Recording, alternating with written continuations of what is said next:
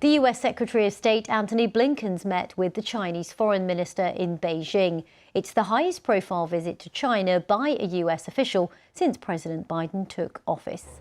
Tensions remain high between the two nations over issues such as trade, technology and foreign policy. Mr. Blinken's visit was originally scheduled for February, but it was put on hold after the US found what it said was a Chinese spy balloon in its airspace. It's possible he will also meet President Xi during his stay. Well, our correspondent Stephen McDonald in Beijing watching events. He says the trip is very symbolic. Well, the fact that the meeting is even taking place is quite an achievement. I can't recall another visit by a US government official which has had such low expectations and yet which is so crucially important.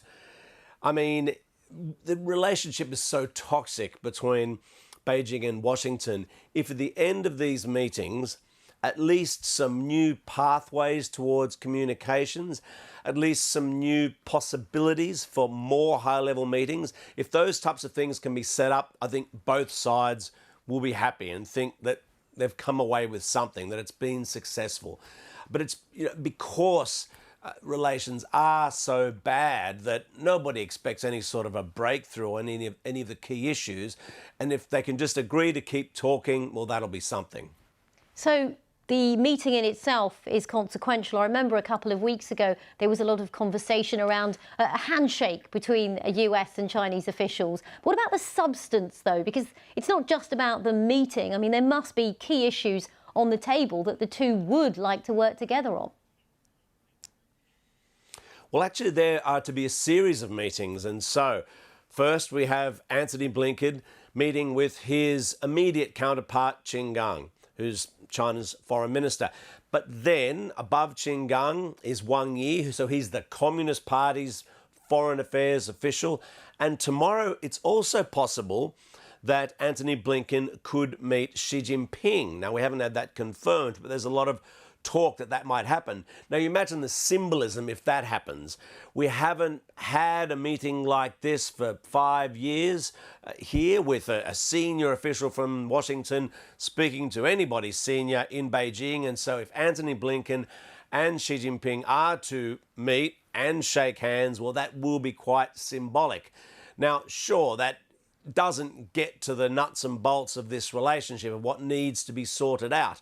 And no doubt, in these meetings, they will be talking about all these problems with the South China Sea, freedom of navigation for ships. They'll be talking about human rights problems, about hacking, about trade problems. Both countries have tariffs on each other's products. All this needs to be sorted out. I mean, climate change, right down the bottom of the list, should be at the top of the list. And this is the problem for the world, really, that these global superpowers have got so many areas they're fighting about that they're not able to get together and cooperate on things like climate change, which really they have the same goal there, and there's no reason why they couldn't put their differences to one side and work together on climate change.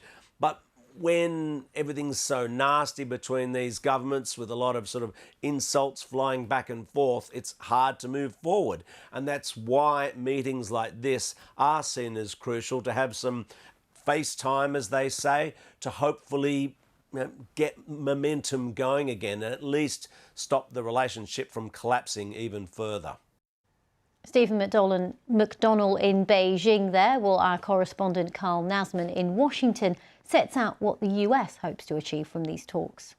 Well, U.S. Secretary of State Antony Blinken arrives in China at a moment when tensions between the two countries are very high and expectations for this trip are incredibly low. Of course, this is the first major re-engagement between the U.S. and China since that big saga over the alleged Chinese spy balloon, which floated across the United States back in February.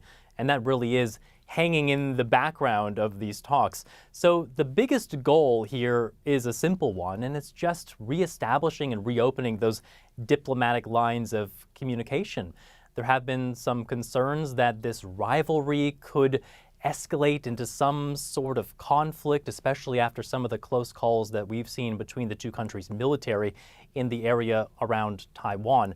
Secretary Blinken has called this de-risking, really just that simple matter of making sure that high-level officials on both sides can pick up the phone, can talk to each other in the case that anything might happen between those two nations. Blinken does have a long list of things he hopes to bring up, and he discussed this before his trip. He mentioned that he wants to address tensions in terms of trade, especially high-level technology like semiconductors. Of course, he'll be bringing up the issue of Taiwan and China's position on the war in Ukraine. He'll also mention the names of some American citizens that the U.S. says are illegally detained in China. And interestingly, the topic of fentanyl will be coming up. Secretary Blinken wants to address what he says are the raw building materials for that powerful drug that have been coming from China and then making its way across the border into the United States in the form of fentanyl.